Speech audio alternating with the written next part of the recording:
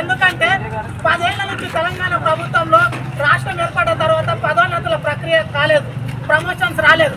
మరి మొన్న చేపట్టిన ప్రమోషన్ లోపల ఒక ప్రైమరీ స్కూల్ టీచర్ ఎగ్జిటీలే 18,952 మందికి ప్రమోషన్లు వస్తే నువ్వు బోర్డు 6,000 మందిని పంపిస్తే మరి ఇంకా 12,000 మంది టీచర్లకు ఎంత నష్టపోతాయి? పేదవాళ్ళ దూరం చేస్తున్నది టీఆర్ఎస్ ప్రభుత్వమా, కాంగ్రెస్ ప్రభుత్వమా? మేధావులు విద్యావేత్తలు ఆలోచించాల్సిన సమయం ఇప్పుడు వచ్చింది.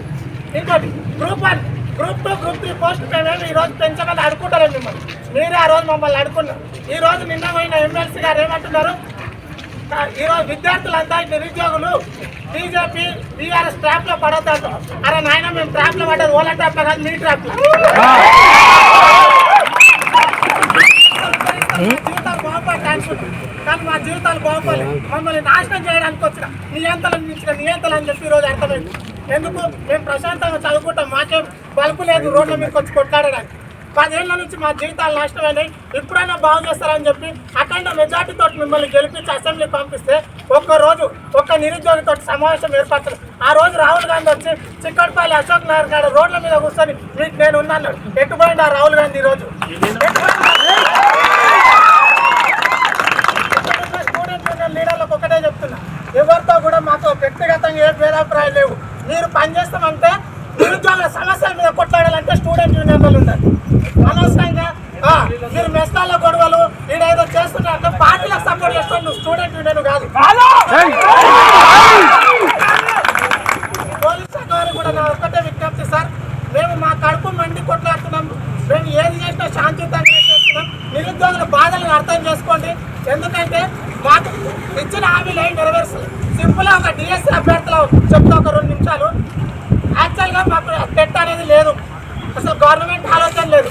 ఏదో ఎంపీ ఎలక్షన్ల కోసం అశోక్ సారు, ఆర్ కృష్ణన్న వీళ్ళందరూ రోడ్ల మీదకి వచ్చి కొత్త అభ్యర్థులకు టెట్ కావాలని చెప్తే నువ్వు టెట్ నోటిఫికేషన్ నీ ఎంపీ ఎన్నికల లబ్ధి కోసం మాత్రమే టెట్ నోటిఫికేషన్కు డిఎస్సీ సిలబస్కు చాలా తేడా ఉంటుంది దానికి దీనికి. అటువంటి టెట్ నోటిఫికేషన్ రిలీజ్ చేసి మంచిగా టైం ఇచ్చిన టెట్ ఎగ్జామ్ పెట్టావు. అది కేసీఆర్ 300 ఫీజు పెడితే దూరొచ్చి 1000 రూపాయలు ఫీజు పెట్టి ఎగ్జామ్ పెట్టిండు. అది ఆన్లైన్లో పెట్టి పూటకోనికి ఒకరికి ఈజీగా, ఒకరికి బ్యాడ్గా, ఒకరికి ఇది అంటే అయిన వాళ్ళకి ఆకులా కానోళ్ళకి కంచాలి అన్నట్టు ఎగ్జామ్ పెట్టావు. నార్మలైజేషన్ ప్రక్రియ చేయమంటే చేయలేదు, ఆల్రెడీ నష్టపోయాను.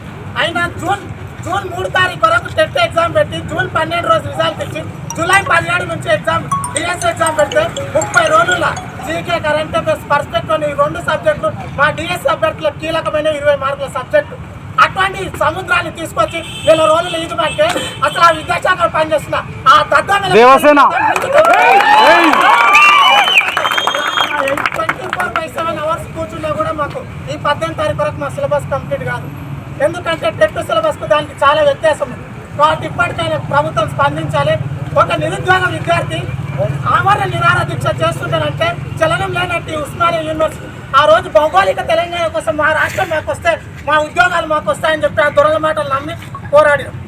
అవునా? ఆ రోజు నా ఉడుకు రక్తం ఈ రోజు ఎడుతుంది. ఆ లైబ్రరీలు లేపుతుంటే చైర్లో కత్తుకుపోతుంది. సిగ్గు ఉండాలి మనకు నిజంగా చెప్పాలంటే. ఏదైనా శాంతియుతంగా చేద్దాం. ఇంతకుముందు మనం తలుచుకుంటాం ప్రభుత్వం గద్దది ఈయన మురిసిపోతున్నట్టున్నాడు. అసెంబ్లీ ఎన్నికలు, ఎంపీ ఎలక్షన్స్ అయిపోయినాయి, నన్నేవాడు ఎంపిస్తాడని చెప్పి స్పీకర్ ఇంకా ముందర చాలా మంది చూపిస్తాను. స్థానిక ఎలక్షన్ గురించి మాట్లాడు. సత్తా ఏందో చూపించు. కాబట్టి మోతిలాల్ నాయక్ ఏదైతే డిమాండ్స్ చేస్తున్నాడో ఆ డిమాండ్స్ అన్ని న్యాయమైన డిమాండ్స్ ఖచ్చితంగా